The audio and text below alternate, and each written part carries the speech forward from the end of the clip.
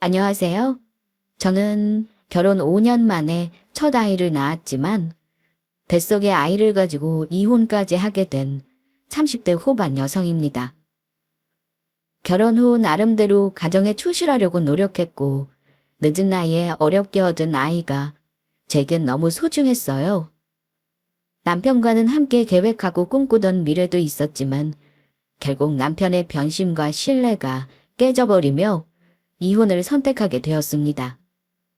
아시다시피 아이가 있으면 이혼을 선택하는 일은 엄마건 아빠건 부모된 입장에서 결코 쉬운 일은 아니에요. 하지만 저와 이혼한 전 남편은 아이가 있음에도 부부 사이의 연을 쉽게 저버릴 수 있는 사람이었다는 점을 미리 말씀드립니다. 그러니 자기 아이도 가차없이 나 몰라라 하며 저에게 이혼을 요구했던 거겠죠. 사람이 어째 그리 변할 수가 있는지 저도 이혼의 과정을 겪으며 남녀간 정이라는 것이 과연 이렇게 허무한 것이구나 하고 느낀 바가 많습니다.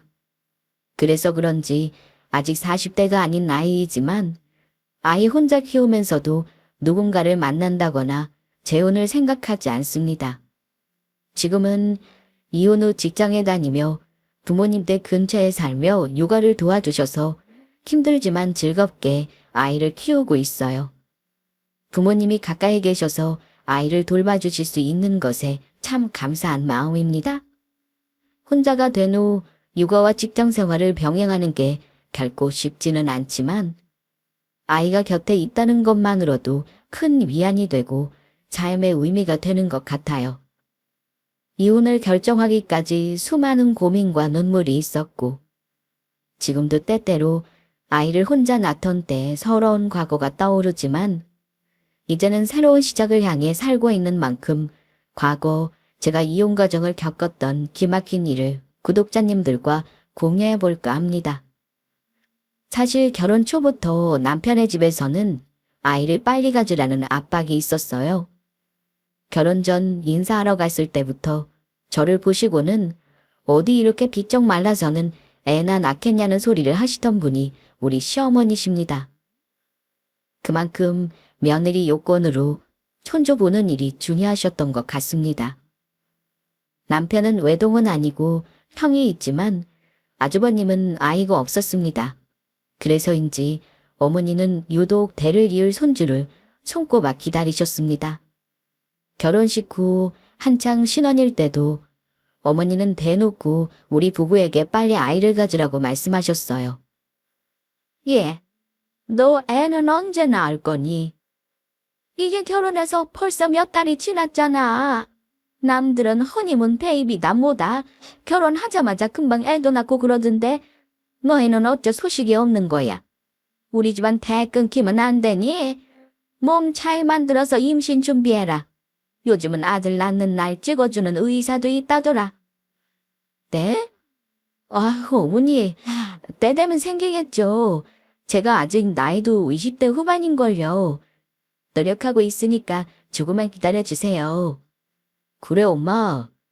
우리 결혼한 지가 언젠데 신혼도 없이 벌써부터 애를 가지려고 성하세요. 우리가 알아서 할 테니까 좀 놔두세요. 나도 아들이 둘이나 있는데 이게 무슨 죄인지.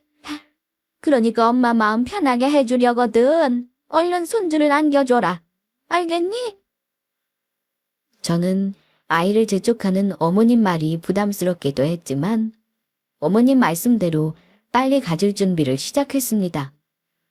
가끔은 어머니가 저에게 너무 심하다 싶을 때도 있었는데요.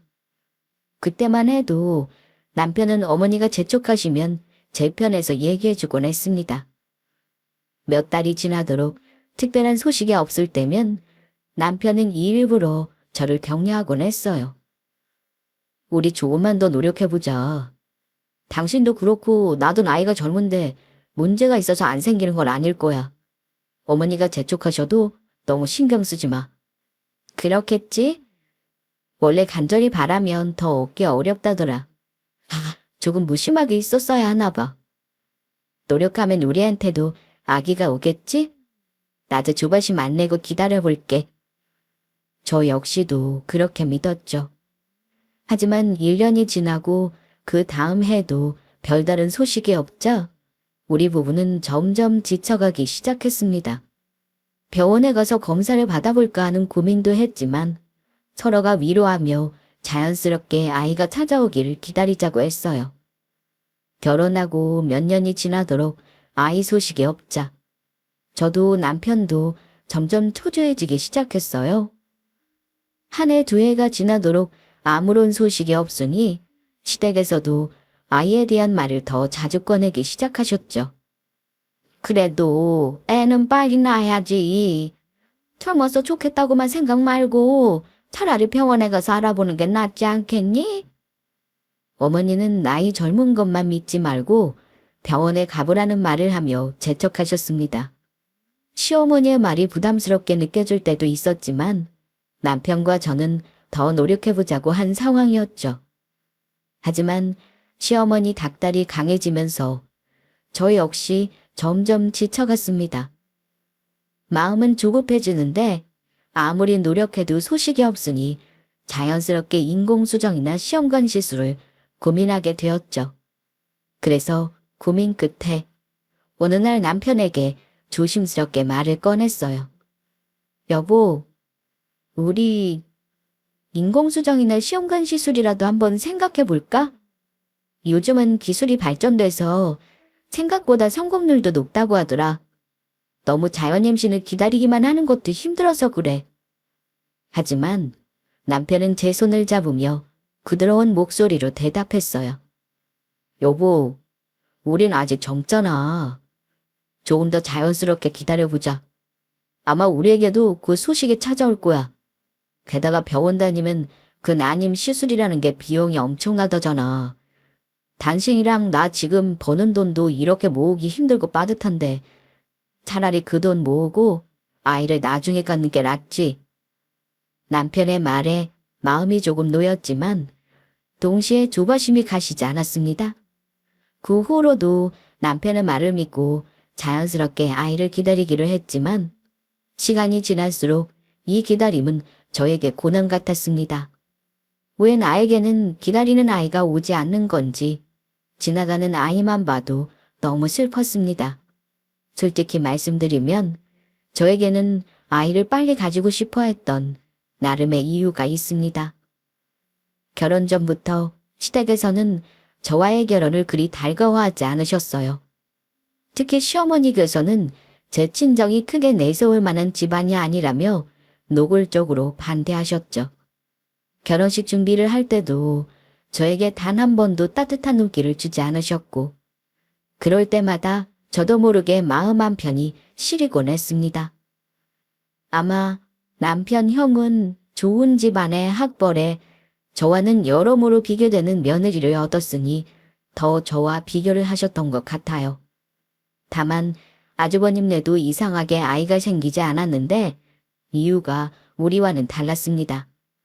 나중에 알고 보니 자발적 징크를 선택하셨다고 하더라고요. 그런데 어머니는 형님에게는 싫은 소리를 못 하시더군요. 왜냐면 아무래도 형님이 시어머니께 물질적으로 혜택을 많이 주다 보니까 싫은 소리를 못 하셨겠죠. 저도 처음에는 돌아가는 상황을 몰랐으나 살다 보니 이런 가족 간의 사정들이 보이더군요. 어머니는 매번 명절이 다가오면 식구들이 잔뜩 모여있는 앞에서조차 제가 미운 걸 참지 못하시겠는지 한마디 하셨습니다. 원래 우리 집안에서는 아들 짝으로 생각해둔 혼처가 있었는데 그놈의 연애 결혼을 하겠다고 해서 이렇게 된 거야. 원래 남녀지간에 연분이 있으면 애도 빨리 들어서고 할 텐데 왜 이리 손주 보기가 어려운지. 아이고, 그래도 형님은 두 아들 다 훌륭한 며느리여도 장가 보냈잖아요. 애야 때 되면 생길 텐데 뭘 그리 재촉을 하고 그러세요. 그건 지들이 알아서 할 일이지. 제 표정 어두워지는 거 보고 작은 어머님이 슬쩍 어머니를 말리셔도 어머니는 꼭 마음에 비수를 꽂는 말을 하셨습니다. 때 되면 생기다니. 지금 결혼한 지 몇 년째인데. 큰애야 지들이 서로 똑똑하게 선택하고 잘 살기까지 하니 내가 뭐라 하질 못해. 근데 그렇다고 둘째까지 그냥 지들 마음대로 애 낳지 말고 살아가 할 수는 없는 노릇이잖아. 배운 게 없고 지환이 변변 짜으면 애라도 좀 숭풍숭풍 낳아주면 얼마나 좋아. 안 그래 동서? 어머 형님도 참 며느리 듣는 데서 무슨 그런 말씀을. 작은 어머니는 난감한 표정이셨고 어머니는 그 말 들으면서 어찌나 씁쓸하던지요.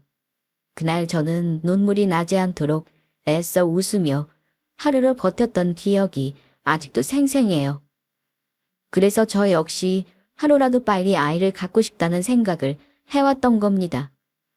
어쩌면 손주라도 안겨드리면 특히 아들일 경우 시어머니께서 저를 진짜 며느리로 인정해 주시지 않을까 하는 기대가 있었던 것 같아요. 저 딴에는 어머니에게 자존심을 세울 수 있는 일이 바로 아들을 떡하니 낳아서 안겨드리는 일이었던 거죠. 하지만 시간이 지나도 아이 소식이 들려오지 않으니 점점 더 초조해졌어요. 혹시나 하고 남편에게 인공수정이나 시험관 시술을 제안했지만 남편은 그저 저를 다독이며 아직 젊으니 조금만 더 기다려보자는 말만 했습니다. 그러는 동안에도 시어머니는 저를 보는 시선은 여전히 차가웠고 제 마음은 아이 문제로 하루가 다르게 무거워졌습니다. 나중에는 시댁에도 가는 게 두려워질 정도였죠. 몇 년 동안 아이가 생기지 않자 제 마음은 점점 초조해졌어요. 인공수정이라도 해보잔 말을 남편에게 조심스레 꺼낸 것도 사실은 이 조바심에서 비롯된 거였습니다. 하지만 남편은 기다려보자는 말만 했고 저는 한편으로 시댁의 실망스러운 시선을 피할 길이 없어 날이 갈수록 마음이 무거워졌습니다.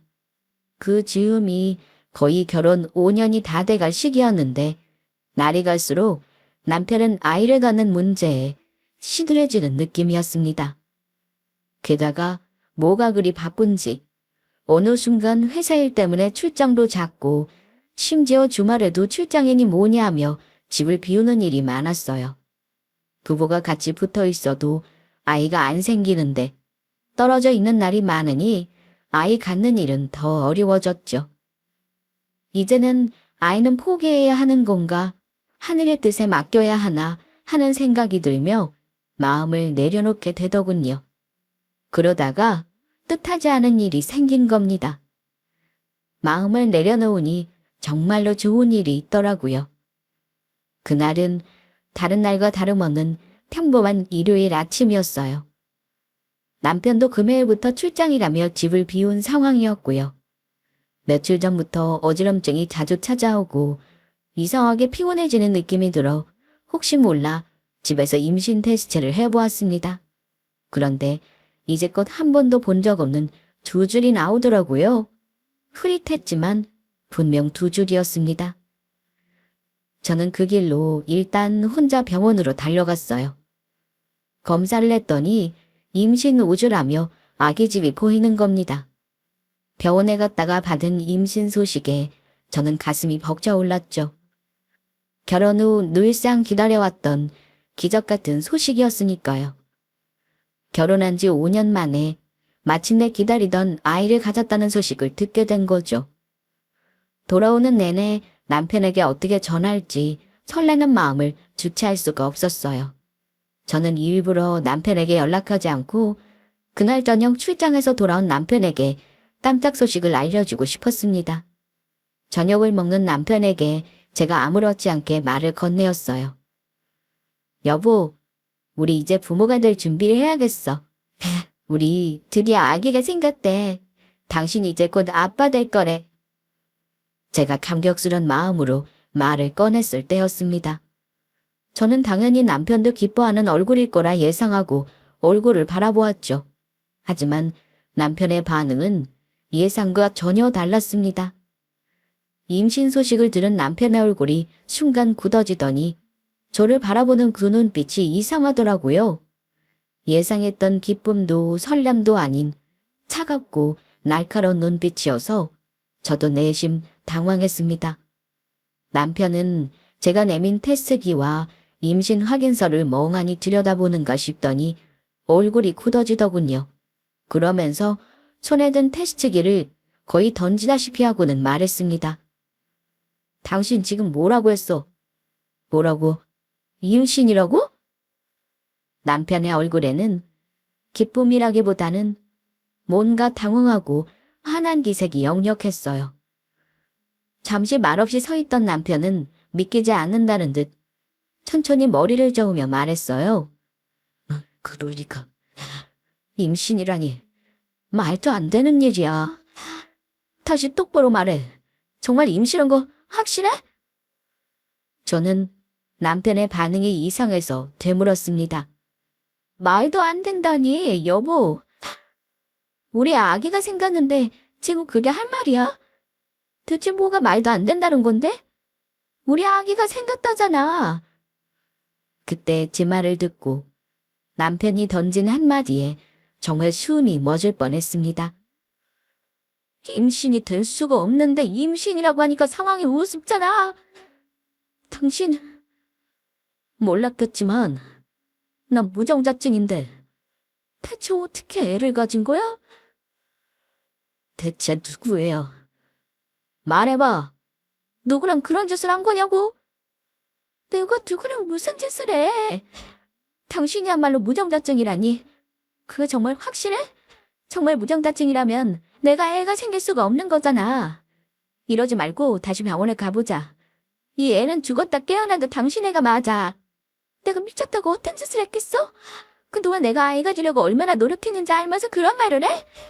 무엇보다 당신이야말로 나한테 무정자증이라는 사실을 속였다는 거야. 무정자증이라니? 화내야 할 사람은 당신이 아니라 나야. 기막힌 사람은 저였습니다. 저는 기쁜 소식을 전할 마음뿐이었는데 무정자증이라는 말로 저를 부정한 짓을 한 사람 취급하는 남편에게 너무나 큰 배신감을 느꼈어요. 남편은 의심 가득한 눈으로 저를 바라보며 그동안 무정자증이라는 걸 말하지 않은 것에 대해서는 이런 방법도 없이 누구와 부정한 짓을 했냐는 말만 반복했습니다. 아니, 당신 지금 내가 다른 남자와 바람이라도 피웠다고 생각하는 거야? 저는 억울함에 말이 막혔지만 남편은 믿지 않는 눈빛으로 저를 바라보기만 했어요. 그렇게 상처받은 표정으로 서 있는 제 앞에서 남편은 차가운 말투로 덧붙였어요. 의심이 아니라 지금 이 상황 자체가 이해가 안 돼서 그래. 내가 무정자증인데 애가 생겼다니. 도대체 이게 말이나 돼? 나도 당신한테 조만간 털어놓을 생각이었다고. 나라고 안 힘들었겠어? 근데 임신이라니. 나야말로 황당하다.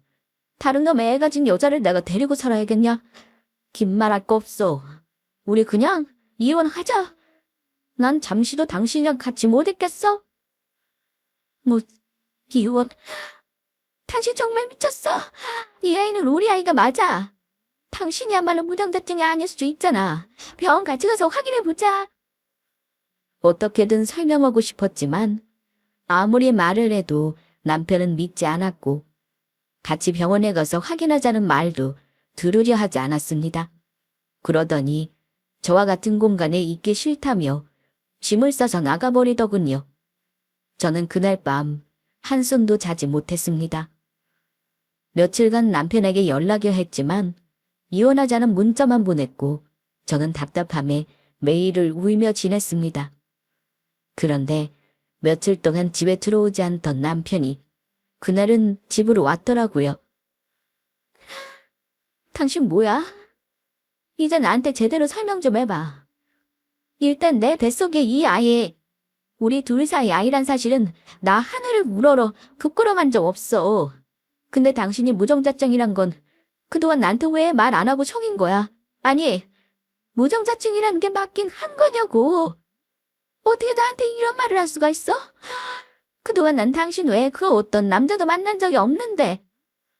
하지만 남편은 아무런 망설임도 없이 이혼 서류를 꺼내서 제 앞에 내밀더군요. 됐고, 더 할 말 없어? 당신과 나 사이에서는 절대 애가 나올 수 없다고. 봐, 내가 무정자증이라는 진단서야. 여기 의사 진단서랑 증거들 다 있어. 더는 변명하지 마. 그 애는 내 아이가 아니야. 좋은 말 할 때 이혼 서류야 도장이나 찍어. 남편의 말은 이미 단호했고 더 이상 제 이야기를 들을 생각조차 없다는 게 분명해 보였습니다. 눈물이 났지만 남편의 차가운 표정에 더는 아무 말도 할 수 없었어요. 억울하고 혼란스러운 마음에 붙잡고 싶었지만 남편은 단호하게 협의 이혼 서류에 서명하라며 재촉했습니다. 얼마나 시간이 흘렀는지 모르게 싸늘한 침묵이 흘렀어요. 저는 온갖 억울한 마음과 분노가 끌어올라 더 이상 무슨 말을 해야 할지 모른 채 남편을 쳐다봤죠. 그러자 저에게 여전히 차가운 목소리로 마지막이라는 듯 통보하더군요. 나중에 법적 절차는 알아서 하겠지만 어차피 당신이랑 나 사이에 나눌 재산은 없다는 거 잘 알지. 우리 조용히 끝내자. 내가 오히려 당신한테 위자료 청구할 수 있는 건데 당신 사정 가서 참는다는 것만 알아도. 저는 그대로 차갑게 나가버리는 남편을 붙잡지도 못했습니다. 뱃속의 아이를 생각하면 이렇게 이혼해서는 안 된다는 생각에 저는 어머니를 찾아갔습니다. 어쩌면 시어머니만큼은 제 편이 되어줄 거라고 오해를 풀어줄 거라고 기대하고 있었어요. 손주는 누구보다 바랬던 분이니까요. 하지만 시어머니의 반응은 생각보다 훨씬 냉담하고 차가웠습니다. 우리 아들한테 얘기 들었다. 세상에, 내가 기가 막혀서 잠을 다 못 잤어. 아니 도대체 너는 그동안 뭐하고 다닌 거냐? 다른 놈 아이를 가지고 이 집에 붙어 있겠다는 말을 하는 거야? 감히 여길 찾아와서 무슨 말을 하려는 거야? 시어머니는 저를 위아래로 훑어보며 날카로운 목소리로 말했습니다. 우리 아들 무정자증이라며. 그 소식만 해도 청천벽력인데 네가 아이를 가져? 딴 데서 바람이 나서 아이를 가졌다는 거잖아? 이게 사람으로 할 짓이니? 어머니, 저 정말 그런 거 아니에요.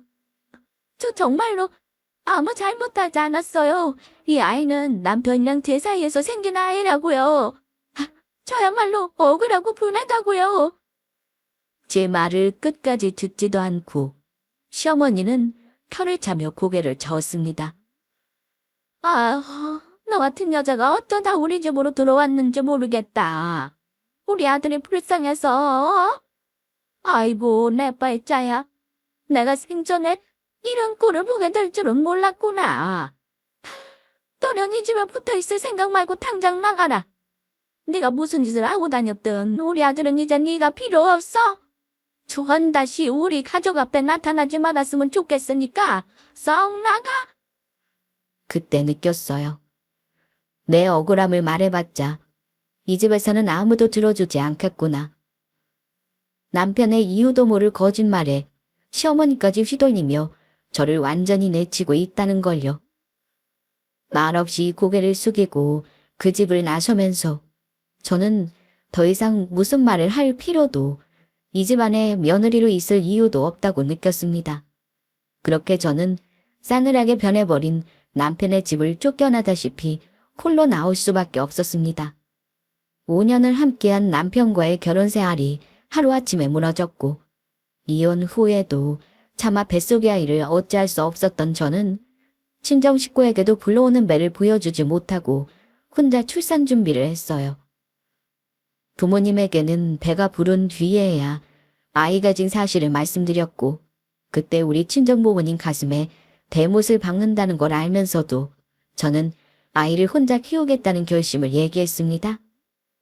친정 부모님은 당연히 마음 아파하시면서도 배부른 딸이 임신 중에 먹고 싶다는 걸 살뜰히 챙겨주셨고 출산 준비를 도와주셨어요. 그렇게 시간이 흘러 저는 아이를 낳았고 친정의 도움을 받아 하나뿐인 아이를 키우며 고단한 날들을 버텼습니다.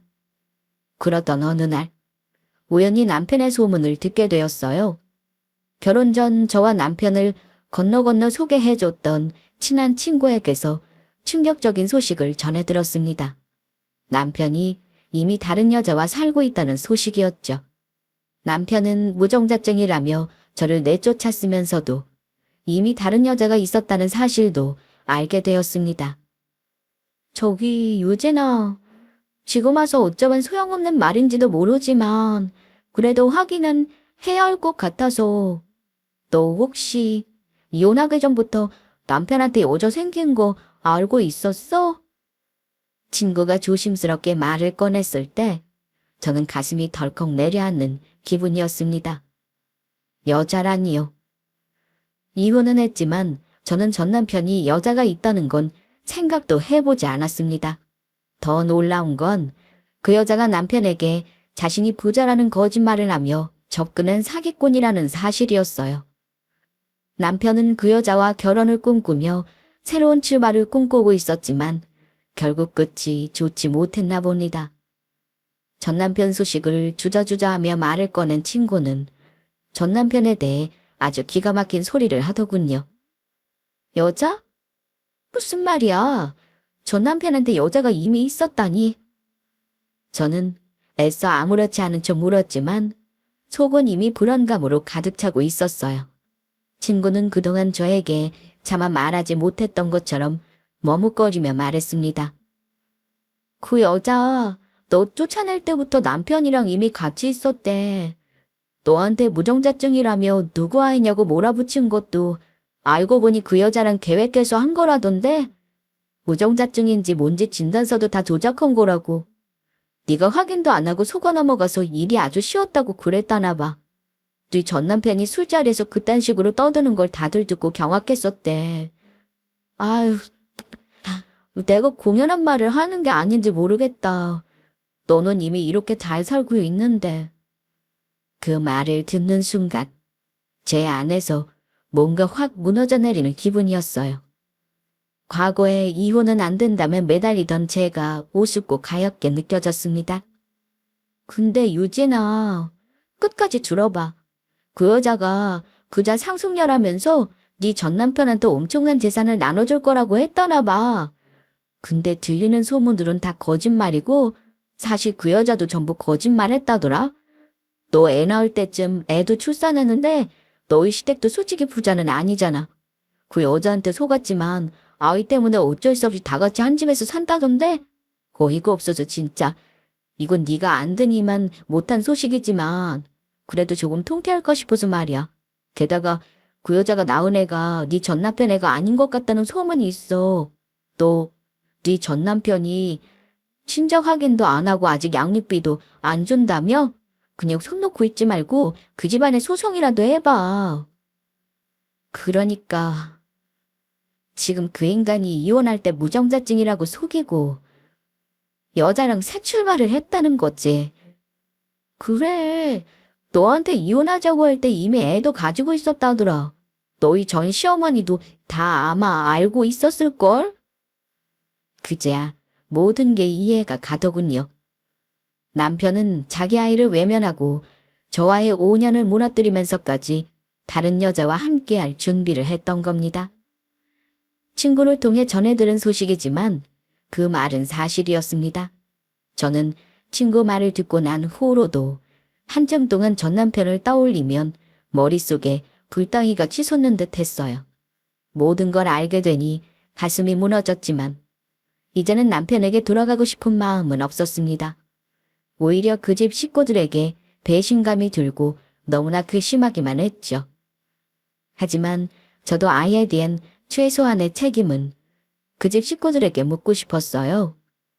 혼자 아이를 돌보며 고된 나날을 보내던 어느 날, 저는 아이를 데리고 용기를 내어 예전 시댁을 찾아갔습니다. 아이를 혼자 낳아 키우면서도 마음 한구석엔 늘 억울하다는 생각이 떠나지 않았어요. 비록 남편에게 쫓겨났지만 내 새끼는 뭔 죄가 있겠습니까? 내가 혼자 키우겠다는 생각을 하면서도 아이를 책임지지 않는 전 남편이 생각할수록 괘씸했습니다. 그리고는 상간녀와의 아이는 책임지겠다는 전 남편이 너무나 미웠어요.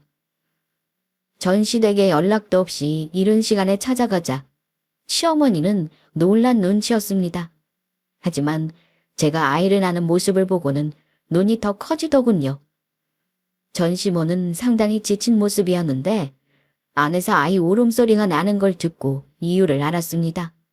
집에 아이가 있는 듯 했거든요. 아마도 전 남편과 상간녀 사이에서 낳은 아이겠다 싶었습니다. 전 시어머니는 여전히 냉랭한 표정으로 저와 아이를 바라보셨습니다. 무슨 일로 여길 찾아온 거야? 연락도 없이 그 아이까지 데리고. 이미 우리 아들이랑 끝난 사이 아니냐? 끝난 사이지만 아이는 무슨 죄가 있나 싶어서요. 제가 바람 피웠다는 누명 쓰고 억울하게 쫓겨났는데 이제는 내가 낳은 애 직접 보여주고 결백하다는 건 증명하고 싶어서 찾아왔네요. 근데 제가 아주 기막힌 소식을 들어서요. 아들이 무정자증이라는데 참 신기하게도 어머니 그토록 바라던 손주도 보셨다고요? 뭐 그건 그렇다만 우리도 사정이 말하자면 복잡해. 무정자증이라고 해도 임신 성공하는 경우도 있다더라. 그러니까 남의 애 안고 와서 속 시끄럽게 하지 말고 얼른 돌아가. 하지만 그때 아이가 잠에서 깨어 제 품에서 기지개를 켜며 고개를 들었습니다. 순간 시어머니 얼굴이 굳어졌습니다. 아이의 얼굴이 남편과 너무도 닮아 있었기 때문이었습니다. 아이는 분명 남편을 쏙 빼닮아 있었거든요. 남편의 눈매, 코, 웃는 인매까지 마치 어린 시절 남편의 얼굴을 다시 보는 듯한 모습이었죠. 시어머니는 눈을 크게 뜨며 중얼거리듯 말씀하셨습니다. 아, 시게 어쩜 이렇게 닮을 수가 있지? 시어머니는 아이를 가만히 바라보다가 눈가가 떨리기 시작했습니다. 어쩐지 이 아이 우리 아들 어릴 때랑 정말 닮았구나. 시어머니는 아이의 얼굴을 유심히 바라보며 말을 잇지 못했습니다. 그때였습니다. 안방에서 어린아이가 울고 있는 소리가 들렸고 곧이어 전 남편과 처음 보는 여자가 방에서 나왔습니다. 남편은 저와 눈이 마주치자 당황하는 기색이 역력했고 그 여자는 어색하게 웃으며 저를 훑어보았습니다. 바로 상간녀였죠. 저는 마음속에서 끓어오르는 감정을 꾹 누르며 그 여자 품에 안긴 아이를 살폈습니다. 그런데 그 아이의 얼굴은 남편과는 전혀 닮지 않은 모습이었습니다. 시어머니도 그 사실을 눈치채셨는지 갑자기 싸늘한 눈빛으로 남편과 그 아이를 바라보며 물으셨습니다. 아니, 이 아이가 우리 집 손주 맞아? 도대체 이게 무슨 일이야? 대체 바람 피웠다고 쫓아낸 며느리가 나온 애가 왜 우리 아들이랑 닮은 거냐? 어? 그때 남편은 우물쭈물하며 아무 말도 못했고 그 여자는 얼굴이 새파래지면서도 뻔뻔하게 웃음을 지어 보였어요. 저는 그 사람들에게 침착하게 말했습니다. 제 아이가 누구의 아이인지 친자 확인 통해서 한번 확인해 보시죠. 이것만은 알아두세요. 저는 다시 재결합하자고 온 게 절대 아니에요. 첫째는 제가 그렇게 결백하다고 했는데 절 바람 피운 년 취급하면서 내쫓긴 게 억울해서고요. 둘째는 우리 아이가 친자 확인되면 최소한의 책임은 지라는 뜻으로 온 거니 그렇게 아세요. 아참, 보아하니 그쪽 아이도 친자 확인이 필요한 것 같은데 같이 해보는 게 어떨까요? 친자 확인? 네. 저는 이렇게 해서라도 제가 결백했다는 걸 증명할 겁니다. 언제든 맘 정해지면 연락하시죠. 남편은 당황한 듯 내 품의 아이를 바라보았고 시어머니는 얼굴이 창백해지며 당혹감을 감추지 못했습니다. 물론 상간녀 얼굴은 흑빛이 되더군요. 그 뒤로 시어머니는 친자검사를 의뢰한다며 우리 아이를 한 번 더 만나 샘플을 채취해 갔습니다. 사실 얼굴만 봐도 뻔한 거니 해볼 이유도 없었죠. 이후 한 달도 지나지 않아 저는 시어머니의 연락을 받았습니다. 떨리는 목소리로 할 말이 있으니 집으로 와달라고 하셨죠. 갈까 말까 고민했지만 뭔가 달라진 것이 있을 거란 예감에 아이를 데리고 시댁으로 향했습니다. 집에 도착했을 때 시어머니와 남편 그리고 그 여자가 낳았다는 아이가 있었습니다. 그 여자는 어디로 갔는지 보이지 않더라고요. 다시 본 그 아이는 시댁 사람들과 조금도 닮지 않았고 남편과도 전혀 닮은 구석이 없는 모습이었죠. 그 사이 우리 아이는 더 똘망해져 누가 봐도 전 남편과 똑 닮은 모습이었습니다. 시어머니는 검사 결과를 들고 있었습니다. 얼굴은 충격에 휩싸여 있었고 말없이 떨리는 손으로 종이를 쥐고 있었습니다.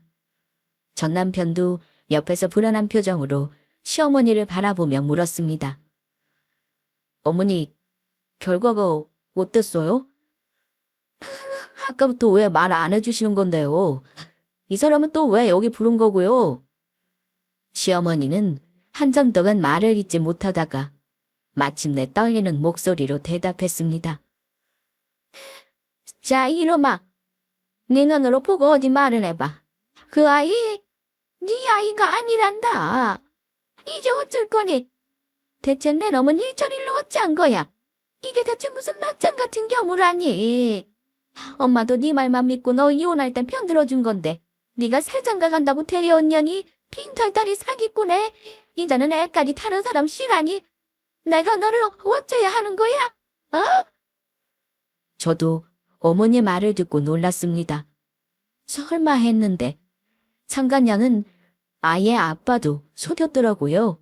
남편은 그 말을 듣고 눈을 크게 뜨며 믿을 수 없다는 듯 되물었습니다. 뭐라고요? 제 아이가 아니라고요? 에이, 그럴 리가요. 제 아이가 분명한데요. 시어머니는 손에 든 검사 결과지를 바닥에 떨어뜨리며 고개를 저었습니다. 아니래. 너 그 여자한테 완전히 속은 거야. 돈 많은 여자는 다시 못 만난다고 원래 마누라를 무슨 일 있어도 꼭 내쫓아야 했던 놈이 결국은 이렇게 벌을 받는구나. 어?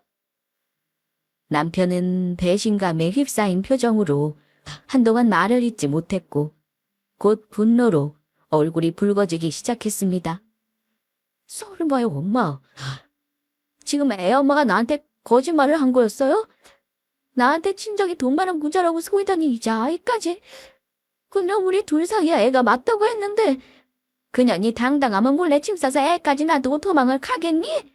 지가 낳은 애도 내버려도 그거는 못된 년이야. 그년이 우리 집안을 기만한 거다. 딱 봐도 우리 핏줄은 저 아이가 맞잖아. 생긴 것만 봐도 알겠는데 결과는 당연하지. 전 시어머니 말에 남편은 분노를 참지 못한 채 바닥을 주먹으로 내리쳤습니다. 그 모습에 저는 참을 수가 없는 씁쓸함이 밀려왔습니다.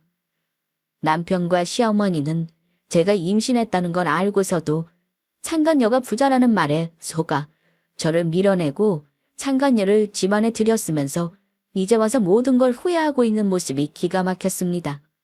저는 그 광경을 보며 전 남편에게 말했습니다. 부정자증이라더니 내 뱃속의 아이한테 미안하지도 않았어? 돈이 그렇게 좋았냐고. 근데 꼴 좋다. 돈에만 속은 게 아니라 그 여자가 아이도 속였구나. 어머니도 아들 나무랄 적 없어요. 저 쫓아낸 거 어머니도 일조하셨잖아요. 이제 저는 다른 건 필요 없어요. 내 아이 양육비나 앞으로 잘 챙겨주시죠. 시어머니가 무거운 표정으로 제 앞에 앉더니 천천히 고개를 숙이셨습니다. 아, 미안하다. 정말 미안해. 내가 그때 이런 말에 넘어가서 이혼을 부추기는 게 아니었어. 시어머니는 결국 눈물을 보이셨고 무릎을 꿇으면서 제 손을 잡았습니다. 내가 너한테 어떻게 그런 모질고 끔찍한 말을 했을까? 그때 정말로 네 말을 들어줬어야 했는데 제발 용서해주렴. 응? 그래도 아이가 있지 않니? 그 아이는 누가 뭐래도 우리 집안 핏줄이잖아. 그러니까 네가 지난 일을 덮으면 아무 일도 없었던 일이 될 거다. 시어머니는 간절하게 사과했지만 그 집안에서 쫓겨나 혼자 출산까지 했던 그간의 고통이 쉽게 잃힐 리가 없었죠. 없었던 일이라뇨, 어머니. 어머니 아들이 무슨 짓을 했는지 잘 아시면서 그런 말을 어째 그리 쉽게 하세요. 없던 일이 될 거라뇨. 우리 부모님이 들으시면 피눈물 날 소리 하시네요. 저는 없던 일하고 합치자고 온 게 아니라고 했을 텐데요. 참 꼴 좋다. 당신 나한테 정색하면서 바람 피운 거냐고 몰아세울 때 그 표정. 나 아직도 잊을 수가 없거든? 저는 거의 울부짖으며 저를 속이기 위해 거짓말까지 서슴지 않았던 남편을 바라보았습니다. 남편은 고개를 떨군 채 조심스럽게 입을 열었어요. 정말 미안해. 그때는 내가 너무 어리석었어. 이제와 이런 말하는 거 당신한테는 정말 미안하고 면목없지만 이 아이는 내가 생모 찾아서 보낼 테니까 제발 우리 다시 시작하자. 내가 너와 아이에게 모든 걸 다 보상할게. 그렇다고 내가 남의 애를 키울 수는 없는 노릇이잖아. 미안해. 내가 무릎이라도 꿇을게. 용서해라. 우리 애를 봐서라도. 지금 그걸 사과라고 하는 거야? 이제 본인들이 나한테 한 짓이 얼마나 못된 짓인지 알았다면 그걸로 평생 후회하면서 살도록 해.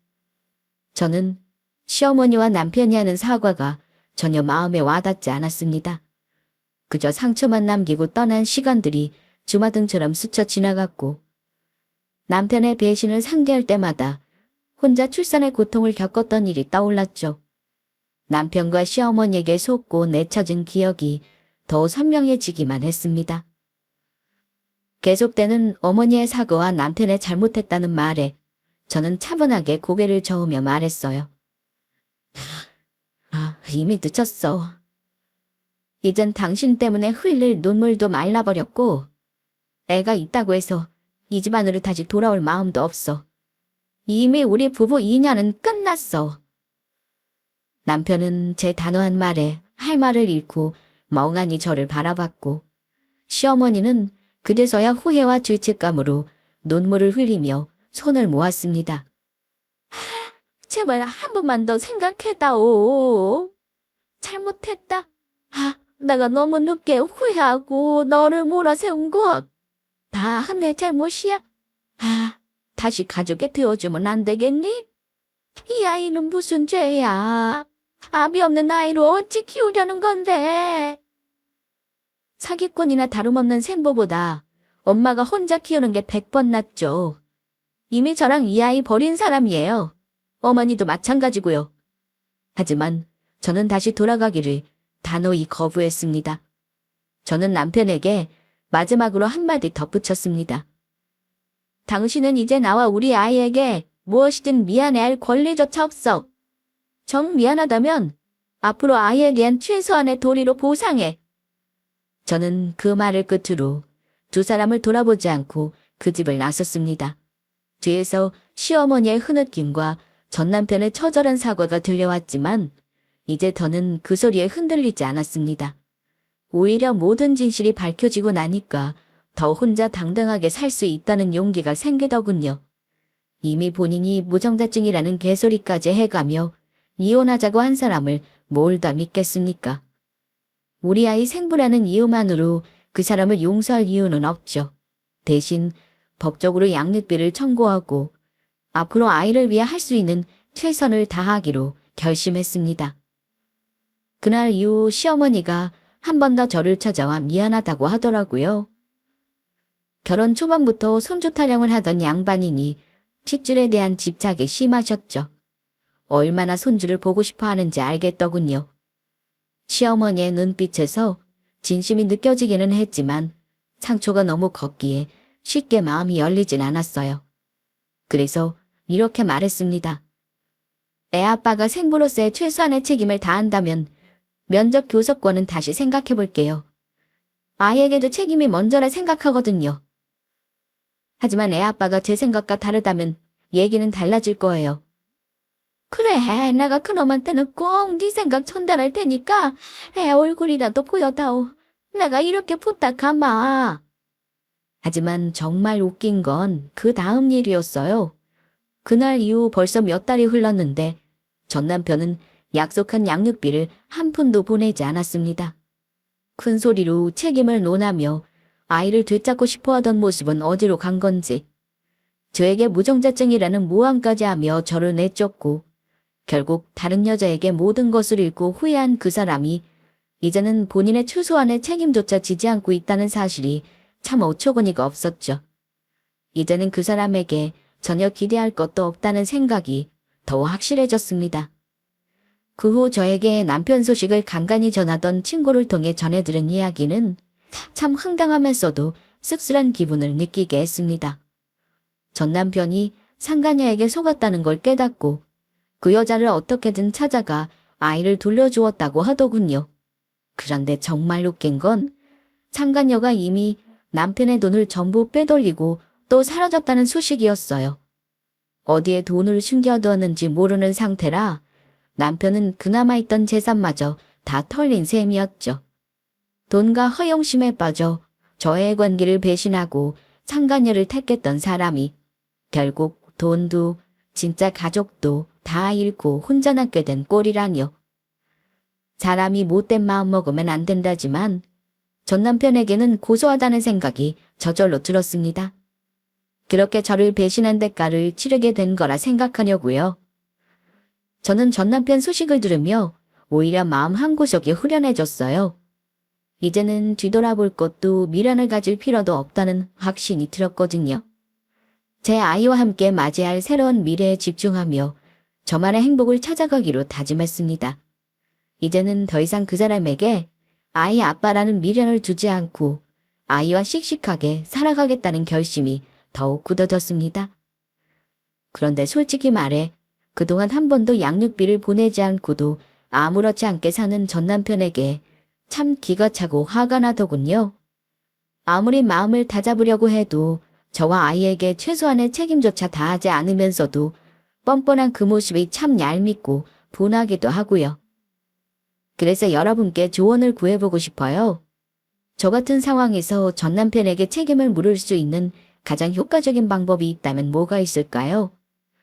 제가 친구에게 들으니 남편 상간녀 존재를 안 날로부터 3년 안에 상간소송을 할 수 있다길래 어렵사리 상간녀 위자료 청구 소송을 준비하고 있긴 합니다. 물론 전 남편에게 양육비 청구 소송도 하려고 합니다. 하지만 이것 외에 뭔가 제대로 된 혼쭐을 낼 만한 방법이 있다면 조언을 부탁드리고 싶습니다. 그래야 저도 제대로 분이 풀릴 것 같아서 법적으로도 혼내주고 다른 방법이 있다면 다 해보고 싶어요. 어쨌든 이제는 과거에 얽매이지 않고 제 자신과 아이의 행복을 위해 씩씩하게 앞으로 나아가고 싶습니다. 이 상처를 딛고 더 강해질 저의 앞날을 응원해 주신다면 큰 힘이 될 것 같아요. 이제부터는 제 아이와 제가 행복할 수 있는 삶을 열심히 살아가겠습니다. 나중에 저의 소식을 전할 기회가 있다면 좋겠네요. 사연 끝까지 들어주셔서 감사드려요.